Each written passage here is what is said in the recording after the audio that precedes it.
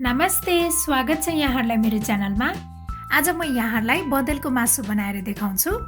बदेलको मासु बनाउनको लागि सबैभन्दा पहिला मैले लिएको छु फ्रेश बदेलको मासु। बदेलको मासु चाहिँ पाक्नको लागि टाइम लाग्ने भएकोले सबैभन्दा पहिला म यसलाई उसिन्न गइरहेको छु। मैले चाहिँ प्रेसर कुकरमा पानी राखेको छु। अब यसमा बेसार र नुन पनि राख्ने। त्यसपछि मैले यो बदेलको मासु पनि राखेँ। यसलाई चाहिँ 4-5 सिटी लगाएर उसिन्नु पर्छ। यो बदेलको मासु पाक्दै गर्दा म चाहिँ यसको लागि चाहिने मसला बनाउँछु। यसको लागि मैले राखेँ आधा चम्चा जिरा, आधा चम्चा धनिया, आधा चम्चा टिमुर र 4वटा सुकेको खुर्सानी। अब यसलाई चाहिँ एकैछिन भुट्नुपर्छ। मसला राम्रोसँग भुटिसकेको छ। यसलाई चाहिँ हल्का सेलाउन दिने।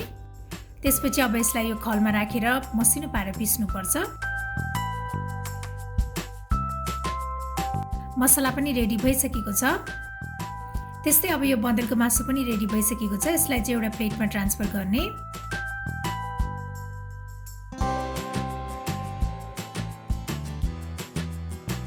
अब यो बदेलको मासुलाई यसरी लाम्चो पारेर काट्नुपर्छ।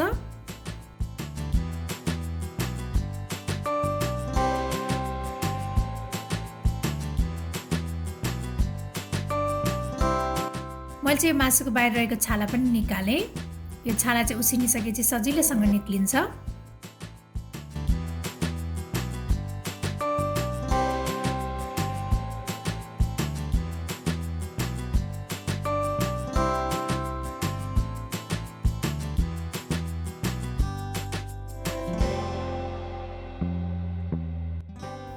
मैले चाहिँ प्यान तताउन बसालेको छु। अब यसमा यो काटेर राखेको मासु पनि राख्ने। बदेलको मासुमा धेरै बोसो हुने भएकोले मैले यसमा तेल राखिन। यत्तिकै यो बदेलको मासुलाई यसमा राखेँ। अब यो मासुलाई चाहिँ रातो हुने बेलासम्म भुट्नुपर्छ। अथवा यहाँहरूलाई कतिको क्रिस्पी मासु मनपर्छ त्यही अनुसार यसलाई भुट्न सकिन्छ।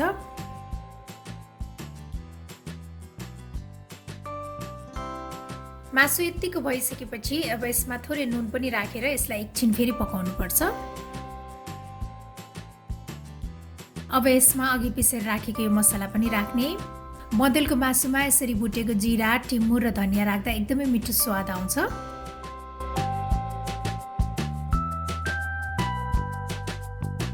मसला राम्रोसँग मिक्स भइसकेपछि यो खानाको लागि रेडी हुन्छ।